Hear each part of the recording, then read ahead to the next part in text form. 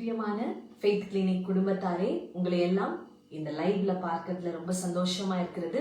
இன்னைக்கு ஒரு முக்கியமான காரியமாய் பாஸ்டர் சென்னை சென்றிருக்கிறபடியினால் கர்த்தர் என்னை உங்களோடு கூட இணைய வைத்திருக்கிறார். ரொம்ப முக்கியமான ஒரு காரியத்தை உங்க மத்தியில கர்த்தர் இன்னைக்கு பேச ஆசைப்படுகிறார். அதற்கு முன்பாக ஒரு சிறிய அனௌன்ஸ்மெண்ட். நம்மளுடைய B2B சிட்டி ஃபேமிலி என்ற யூடியூப் பேஜ்ல 21 நாள் தடைகளை உடைக்கிற ஜெபம் நடைபெற்று கொண்டிருக்கிறது. மாலை 7 மணியிலிருந்து 8 மணி வரைக்கும் B2B சிட்டி ஃபேமிலி என்ற பேஜ்ல நீங்கள் இந்த லைவ்ல இணைந்து கொள்ளலாம். அநேக சாட்சிகளை கர்த்தர் எழுப்பிக் கொண்டிருக்கிறார். நீங்களும் நிச்சயமா இணைந்து கொள்ளுங்க.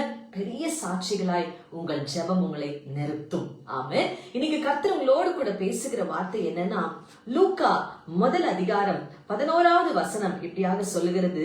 அப்பொழுது கர்த்தருடைய தூதன் ஒருவன் தூப பீடத்தின் வலது பக்கத்திலே நின்று அவனுக்கு தரிசனமானான்.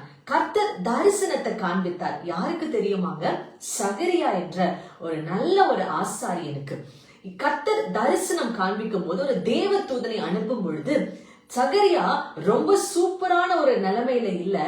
எல்லாரும் சகரியா கிட்ட பல கேள்விகளை கேட்கிற ஒரு நிலைமையில் சகரியா நின்று கொண்டிருந்தார். இன்னைக்கு கூடங்க உங்களை பார்த்து அநேகர் சில கேள்விகளை கேட்கலாம். நீ சர்ச்சுக்கு போறியே, நீ ஜெபிக்கிறியே, நீ உபவாசிக்கிறியே, ஏன் உனக்கு இந்த பிரச்சனை? இந்த மாதிரி அநேகர் உங்ககிட்ட சில கேள்விகளை கேட்கலாம். அந்த கேள்விகள் எல்லாம் எப்படி இருக்கும்னா, ஒருவேளை கர்த்தர் என்ன பார்க்கலையோ, கர்த்தர் என்ன விரும்பலையோ, நான் ஜெபிக்கிறது ஆண்டவர் கேட்கலையோ என்ற சந்தேகங்கள் உங்களுக்கு வரலாம். இன்னைக்கு கர்த்தர் சொல்றார், உங்களை கர்த்தர் சகரியாவாய் பார்க்கிறார். நாட்கள் தாமதமாகலாம், ஆனா உங்க ஜெபம் வீணாய் போகவே போகாது. இங்க கர்த்தர் யாரை அனுப்பினார்? இவ்வளவு கேள்விகள் நிறைந்த நேரத்துல கர்த்தர் ஒரு தேவ தூதனை அனுப்பினார். முதலாவது கர்த்தர் உங்களுக்கு செய்ய போற காரியம், பல கேள்விகளோடு என்னோடு இணைந்திருக்கிறீர்கள் என்றால் கர்த்தர் உங்களுக்கு பதில்களை கொண்டு வரும்படியாக தேவ தூதர்களை கர்த்தர் நியமித்திருக்கிறார். ஆமென். நீங்க ஜெபிக்கும் பொழுது சில தேவ தூதர்கள் உங்களை வந்து சந்திக்க நீங்கள் ஆயத்தமாகிக் கொள்ளுங்கள். இரண்டாவதாக இங்க வேதம் சொல்லுகிறது, 13வது தூதன் அவனை நோக்கி, சகரியாவே பயப்படாதே, உன் வேண்டுதல் கேட்கப்பட்டது. இந்த தூதன் இறங்கி வந்து என்ன சொல்றாரு? பயப்படாத சகரியா, உன்னுடைய ஜெபம் கேட்கப்பட்டது. ஜெபம் கேட்கப்பட்டது என்று சொல்லும் பொழுது சகரியாவுக்கு முக்கியமான ஒரு 3 பிரச்சனை இருந்தது. பாருங்க, நீங்க கூட இந்த மாதிரி சில பிரச்சனைகள்ல இருக்கலாம். என்னென்ன பிரச்சனை சகரியாவுக்கு இருந்ததுன்னா, நம்பர் 1, வேதம் சொல்லுகிறது, சகரியாவே சொல்றாரு பாருங்களேன். வாசிக்கிறேன், 18வது வசனம். அப்பொழுது சகரியா தேவதூதனை நோக்கி, இதை நான் எதினால் அறிவேன். தேவதூதன் பிரத்யட்சமா சகரியாவுக்கு முன்பாக வந்து நிற்கும் போது கூட சகரியாவுக்கு ஒரு பிரச்சனை இருந்துச்சுங்க. என்ன பிரச்சனைனா, சகரியானால நம்ப முடியல, விசுவாசிக்க முடியல. ஏன்னா அவருடைய சூழ்நிலை அவ்வளவு மோசமா இருந்தது. இன்னைக்கு நீங்க கூட இந்த ஃபெய்த் கிளினிக்ல என்னுடைய சத்தத்தை கேட்டுக்கொண்டிருக்கிற, தேவன் பேசுகிறதை கேட்டுக்கொண்டிருக்கிற குடும்பத்தாரே, உங்களுக்கு டவுட்ஸ் நிறைய இருக்கலாம். என்ன இப்படி நடந்து கொண்டிருக்கிறது என்று யோசிக்கலாம். கர்த்தர் சொல்றாரு, உங்களுக்காக கர்த்தர் தேவ தூதனை அனுப்பி நீங்கள் விரும்புகிறத, நீங்கள் கேட்பதை கொடுக்க கர்த்தர் ஆயத்தமாய் இருக்கிறார். ஆமென். என்னோடு கூட சேர்ந்து நீங்க வீட்டில இருந்து பார்த்து கொண்டிருந்தீங்கன்னா சத்தமா சொல்லுங்க, ஏசப்பா, நீங்க விரும்புகிறத என் வாழ்க்கையில தாங்கப்பா. ஒண்ணு புரிஞ்சுக்கோங்க, சகரியா வயதானவன். வயதாய்தான் அவருக்கு பிள்ளை பிறந்தது. அதனால இது கர்த்தருடைய சித்தம் இல்ல, சகரியாவுக்கு பிள்ளை பிறக்காதுன்னு இல்ல. சில தாமதங்களும் நன்மைக்காக தான் கர்த்தர் முடிய பண்ணுவார். ஆமென். சோ நம்பர் 1, சகரியாக்குள்ள என்ன இருந்துச்சுன்னா விசுவாசமே இல்ல. ரெண்டாவது, சகரியா என்ன பிரச்சனையை ஃபேஸ் பண்ணி கொண்டிருந்தார்னா, அவரே சொல்றாரு பாருங்க, லூக்கா 1:18 வசனம். நான் இதை எதினால் அறிவேன், நான் கிழவனாய் இருக்கிறேனே. அவரே சொல்றாரு, நான் வயசானவன் ஆண்டவரே, எனக்கு எப்படிப்பா அற்புதம் நடக்கும்? நீங்க கூட சொல்லலாம், காலம் மீறி போய்விட்டது, நேரம் மீறி போய்விட்டது, எனக்கு எப்படி அற்புதம் நடக்கும்? இனி எல்லாம் நடக்காது அப்படின்னு நீங்க சொல்லலாம். இன்னொன்னு கூட நீங்க சொல்லலாம், இனி நடந்த என்ன பிரயோஜனம், எனக்கு தான் எல்லாம் முடிஞ்சு போச்சே அப்படின்னு கூட நீங்க சொல்லலாங்க. ஆனா கர்த்தர் எல்லாம் முடிந்தது என்று சொல்லுகிற உங்களுக்கு தான் தூதனை அனுப்பி உங்க வேண்டுதல்களுக்கு பதிலை கொடுக்க வேண்டும் என்று கர்த்தர் ஆசைப்படுகிறார். ஆமென். மூன்றாவதாக சகரியா போய்கொண்டிருந்த பிரச்சனை என்னன்னா, வாசிக்கிறேன், நான் கிழவனாய் இருக்கிறேன், என் மனைவியும் வயது சென்றவளாய் இருக்கிறாளே. அப்போ சுற்றி இருக்கிற பிரச்சனையும் சகரியா பாக்குறார். அவரை பத்தி மாத்திரமல்ல, தன்னை சுற்றி இருக்கிற தன் மனைவியும் வயதா இருக்கிறாருன்றத சூழ்நிலைகளை பார்த்து கர்த்தரால் அற்புதம் செய்ய முடியாது, நடந்த வரைக்கும் நடக்கட்டும் அப்படின்னு விட்டுட்டார். இன்னைக்கு நீங்க கூட உங்களை சுற்றி நடக்கிற சில காரியங்களை வைத்து சந்தேகத்தோட இருக்கலாம், கண்ணீரோட இருக்கலாம். ஆனா கர்த்தர் உங்களுக்கு சொல்றாரு, உன் சந்தேகம் இனி சந்தேகமா இருக்காது, சந்தோஷமாய் மாற போகிறது. கர்த்தர் உங்கள் சந்தேகங்களை சந்தோஷமாய் மாற்ற போகிறார், களிப்பாய் மாற்ற போகிறார், மகிழ்ச்சியாய் மாற்ற போகிறாரு. ஆண்டவரால முடியாதது ஒண்ணுமே இல்லைங்க. நம்பர் 1, கர்த்தர் உங்களுக்கு தேவ தூதனை அனுப்ப ஆயத்தமா இருக்கிறார். நம்பர் 2, கர்த்தர் இங்க சொல்லுகிறாரு, உன் வேண்டுதல் கேட்கப்பட்டது. மூன்றாவதாக இன்றைக்கு கர்த்தர் உங்களுக்கு சொல்லுகிற காரியம் என்னன்னா, லூக்கா முதல் அதிகாரம் 14வது வசனத்தை வாசிக்கிறேன். உனக்கு சந்தோஷமும் மகிழ்ச்சியும் உண்டாகும். இது வரைக்கும் நீங்க கண்ணீரோட இருக்கலாம். நீங்க சொல்லலாம், லாஸ்ட் 5 years கண்ணீர்ல மாத்திரம் தான் சிஸ்டர் நான் கழித்திருக்கிறேன், கண்ணீர்ல மாத்திரம் தான் பாஸ்டர் நான் கழித்திருக்கிறேன், எனக்கு எந்த சந்தோஷமும் இல்ல, எங்க பார்த்தாலும் ஒரு 4 நாள் 5 நாள் நல்லா இருப்பேன், திரும்பவும் பழைய நிலைமைக்கே நான் வந்துடுறேன், ஏனே புரியல என்று சொல்லி நீங்க கண்ணீரோட இந்த ஃபெய்த் கிளினிக்கை பார்த்து கொண்டிருக்கலாம்.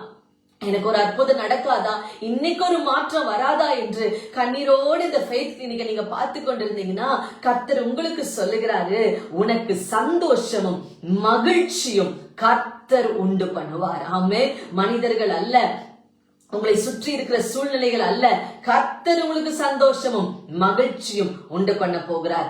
நான்காவதாக கர்த்தர் உங்களை பார்த்து சொல்லுகிற காரியம் என்னன்னா, லூக்கா முதல் அதிகாரம் 14வது வசனம், அவன் பிறப்பின் நிமித்தம் அநேகர் சந்தோஷப்படுவார்கள். உங்களுக்கு கர்த்தர் செய்ய போற அற்புதத்தின் நிமித்தம் நீங்க மாத்திரம் இல்லைங்க, உங்களை சார்ந்த அநேகர் சந்தோஷப்படும்படியாக ஒரு மிகப்பெரிய அற்புதத்தை கர்த்தர் செய்ய போகிறார். என்னோடு சேர்ந்து சொல்லுங்க, நான் அற்புதத்தை பெற்றுக்கொள்கிறேன். ஆமென். திரும்பவும் சொல்லுவீங்களா? நான் அற்புதத்தை பெற்றுக்கொள்கிறேன். I receive my testimony. ஆமென். நீங்க ஆமாங்க, கர்த்தர் உங்களை அற்புத சாட்சிகளாய், ஜீவனுள்ள சாட்சிகளாய், லிவிங் டெஸ்டிமனியாய் கர்த்தர் உங்களை உருவாக்க, உங்களை நிறுத்த அப்பா ஆசைப்படுகிறார். சரி, இவ்வளோ அற்புதத்தை ஆண்டவர் செய்யறாரு, தேவதூதனை அனுப்புறாரு, உங்க ஜெபத்தை கேட்கிறாரு, மூன்றாவது சந்தோஷமும் மகிழ்ச்சியும் கொடுக்கிறாரு, நான்காவது உங்களுக்கு நடக்கிற அற்புதம் எல்லாருக்கும் சாட்சியாய் சந்தோஷமாய் மாறும்னு கர்த்தர் சொல்றாரே. இதற்கு என்னைக்குமே கர்த்தர் ஒரு பிளெஸிங்க கொடுத்தாருன்னா அதுக்கு முன்பாக கண்டிஷன்ஸோட தான் கொடுப்பார். Without condition blessing will not come. கட்டளை இல்லாமல், ஒரு ரூல்ஸ் இல்லாம ஆசீர்வாதம் வராது. இங்க வேதம் சொல்லுகிறது பாருங்களேன், என்ன கண்டிஷன் இங்க இருந்தது வாசிக்கலாமா? லூக்கா முதல் அதிகாரம் 10வது வசனம், தூபம் காட்டுகிற வேளையில். ஆமே, இதுதாங்க கண்டிஷன். அப்போ சகரியாவுடைய லைஃப்ல அவர் தூபம் காட்டுகிற வேலையில இருந்தாரு, அதாவது ஜெபிக்கிற வேலை. இன்னைக்கு நான் சொல்றேன், உங்களுடைய அற்புதம் எந்த இடத்துல நீங்க எடுத்துக்கொள்ளலாம்னா, சாதாரணமா இருக்கிற இடங்களில் அல்ல. நீங்க ஏதோ நடந்துகிட்டே இருக்கும் போது உங்க தலை மேல வந்து விழுகும், அப்படியெல்லாம் இல்லைங்க. ஜெபம், ஜெபம் உங்க அற்புதத்தை இழுத்துட்டு வரும். ஜெபமும் தேவ வார்த்தையும் ஒன்றோடு ஒன்று இணையும் பொழுது நான் சொல்றேன், உங்க அற்புதம் தாமதமாகாது, உங்க அற்புதம் தாமதமாகாது. இரண்டாவது கண்டிஷன் நீங்க என்ன தெரியுமாங்க? சகரியாவும் எலிசபெத்தும் வயது சென்றவர்களாயிருந்தாலும் தன்னுடைய பரிசுத்த வாழ்வை அவர்கள் காத்து கொண்டார்கள்.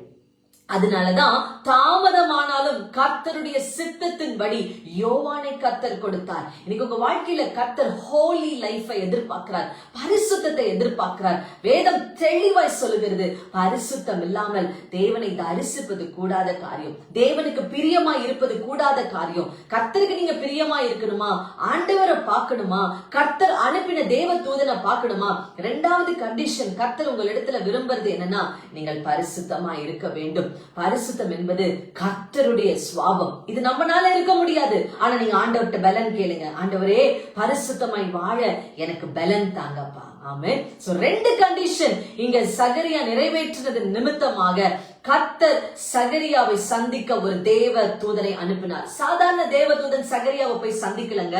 வேதம் சொல்லுகிறது, வாசிக்கிறோம் பாருங்க, 19வது வசனம், லூக்கா 1:19. தேவ தூதன் அவனுக்கு பிரதியுத்தரமாக, நான் தேவ சன்னிதானத்தில் நிற்கிற காபிரியேல் என்பவன். அப்ப கர்த்தருடைய சன்னிதானத்துல நிற்கிற பிரதான தேவ தூதனை கர்த்தர் உங்களுக்கு அனுப்பணும்னு நீங்க விரும்புனீங்கன்னா 2 கண்டிஷன். நீங்க ஜெபிக்கிறவர்களா இருக்கணும், பரிசுத்த வாழ்வு வாழுகிறவர்களா இருக்கணும். இன்னைக்கு நான் சொல்றேன், இந்த வார்த்தையை கேட்டுக்கொண்டிருக்கிற அன்பு குடும்பத்தாரே, என் அன்பு பிள்ளையே, என் அன்பு தகப்பனே, சகோதரியே, தாய்மார்களே, கர்த்தர் உங்களுக்கு சொல்றாரு, உன்னை சந்திக்கும்படியாக நான் தேவ தூதனை அனுப்ப ஆயத்தமா இருக்கிறேன். 2 காரியத்தை எனக்கு செய்யுமா. 1 ஜெபம் பண்ணுங்க, இன்னொன்னு பரிசுத்தமா இருங்க. இந்த 2 இன்னைக்கு நீங்க செய்யும் பொழுது நிச்சயமாய் இந்த 4 நன்மைகள் உங்களை நிச்சயம் சந்திக்கும். நீங்கள் சாட்சிகளாய் எழும்புவீர்கள். ஆமென். கண்களை மூடி ஜெபிக்கலாமா? ஆண்டவரே, இந்த ஃபெய்த் கிளினிக்ல நீர் எங்களோடு கூட பேசின கிருபைக்காய் நன்றி அப்பா. ஆமா ராஜா, ஜெபிக்க வேண்டும் என்று இன்னைக்கு எங்களோடு பேசியிருக்கிறீங்க. பரிசுத்தமா வாழ என்று பேசியிருக்கிறீங்க. நாங்க அதை கீழ்ப்படிந்து அதன்படி செய்ய எங்களுக்கு பலன் தாங்கப்பா. சில மனிதர்களின் நிமித்தமாக எங்களுடைய ஸ்தானத்தில் இருந்து நாங்கள் வழி விலகி போயிருக்கலாம். ஆனா தேவனே, நீர் அவர்களை காட்டிலும் மேலானவர். எங்களை திருப்ப உம்முடைய வழிக்கு எங்களை திருப்பி விடுங்க ஆண்டவரே. இந்த நேரத்துல 4 நன்மைகள் என்னோடு கூட ஃபெய்த் கிளினிக்ல இணைந்த ஒவ்வொருடைய தலை மேல வந்து இறங்கட்டும் அப்பா. ஒரு தேவ தூதன், உம்முடைய சன்னிதானத்துல நிக்கிற தேவ தூதன் இவர்களை வந்து சந்திப்பார்களாக. இயேசுவின் நாமத்தினால இப்பொழுதே இறங்கி வருவார்களாக. இயேசுவின் நாமத்தினால இவர்களுடைய வேண்டுதல் கேட்கப்படுவதாக. என் அன்பு குடும்பத்தாரனை பார்த்து கொண்டிருக்கிற அன்பு சகோதரி, கண்ணீரோடு பார்த்து கொண்டிருக்கிற அன்பு சகோதரிக்கு சந்தோஷமும் மகிழ்ச்சியும் உண்டாவதாக. தேவனே, இப்பொழுது என்னுடைய சகோதரனுக்கு ஒரு பெரிய மகிழ்ச்சி உண்டாவதாக. தேவனே, அப்படி நீங்க செய்கிறதுக்காய் நன்றி செலுத்துகிறோம். இவர்களுக்கு செய்கிற அற்புதம் அநேகருக்கு சாட்சி மாறட்டப்பா. என்னோடு கூட இணைந்த ஒவ்வொருவரையும் ஜப ஆவியினால நிரப்புங்க, விசுவாச ஆவியினால நிரப்புங்க, உபவாசம் எடுக்கிற அந்த ஸ்பிரிட்னால நிரப்புங்க, வேதத்தை வாசிக்கிற ஆவியினால நிரப்புங்க, பரிசுத்தமாய் வாழுகிற ஆவியினால நிரப்புங்க. இயேசுவின் நாமத்தில் பிதாவே, ஆமென், ஆமென், ஆமென். பிரியமானவர்களே, நான் விசுவாசிக்கிறேன் இந்த ஃபெய்த் கிளினிக் மூலமாக கர்த்தர்களோடு பேசிக் கொண்டிருக்கிறார். தொடர்ந்து நீங்க திரும்பவும் கேளுங்க. 4 நன்மைகள் உங்களை நிச்சயம் வந்து இன்றைக்கு சந்திக்கும். அந்த 4 உங்களை சந்திக்க வேண்டும் என்றால் 2 காரியத்தை கர்த்தர் உங்களிடத்தில் எதிர்பார்க்கிறார். திரும்ப கேளுங்க.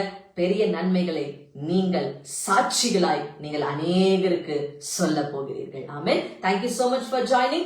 திரும்பவும் அனௌன்ஸ்மெண்ட் சொல்லுகிறேன். B2B City Family என்ற யூடியூப் பேஜ்ல மாலை 7 மணியிலிருந்து 8 மணி வரைக்கும் தடைகளை உடைக்கிற ஜெபம் நடைபெற்றுக் கொண்டிருக்கிறது. பிப்ரவரி 22ஆம் தேதி வரைக்கும் நடைபெறும். எங்களோடு இணைந்து கொள்ளுங்க. நாளை காலை 10:30 மணியிலிருந்து 11:30 மணி வரைக்கும் நம்மளுக்கு உபவாச ஜெபம் B2B Family என்ற யூடியூப் பேஜ்ல நடைபெறும். எங்களோடு இணைந்து கொள்ளுங்க. Thank you so much for joining.